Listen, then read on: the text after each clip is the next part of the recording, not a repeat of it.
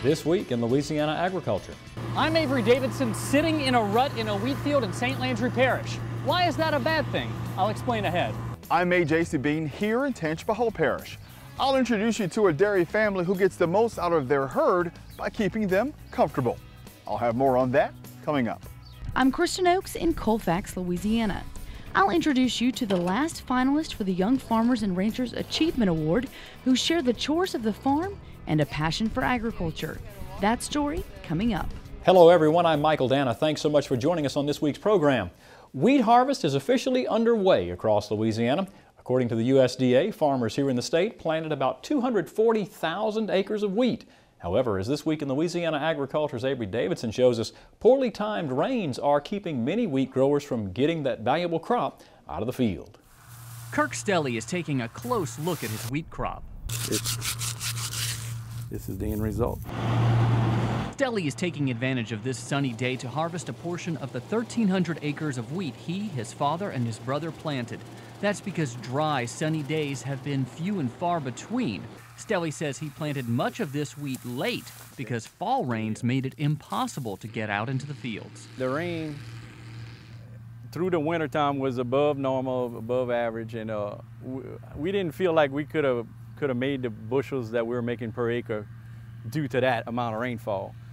But that hasn't shown here. While Stelly's combines are harvesting between 60 and 70 bushels of wheat per acre, what is showing up, because he's harvesting between rains, is this. To give you an idea of what kind of havoc a rainstorm before harvest can do for a wheat field, I'm in one of the ruts in Kirk Stelly's field left by one of his combines. And the problem now is, instead of him just being able to burn the field and plant soybeans, he's going to have to come in and spend money to fix this. But that's not the only way rains during harvest can hit Stelly's pocketbook. After maturity, every heavy rainfall that you get after that grain is dried down and hard, it swells back up again, it gets plump and wet, and when it dries down again, it doesn't dry down to the exact shape it had. And then test weight after 3 or 4 of those just starts plummeting. Dr. Steve Harrison is a wheat breeder at the LSU Ag Center. He says statewide farmers like Stelly should expect to see an average yield of about 50 bushels of wheat per acre. I think most growers are not going to make a killing this year, but they're going to do pretty well. As for Stelly, he says an average of 60 bushels per acre will keep him happy, and so far, he's not seeing much that will cut into his yields. Not too much damage on the seeds here. Hopefully that'll help him forget about the damage in those fields. In St. Landry Parish, I'm Avery Davidson for This Week in Louisiana Agriculture.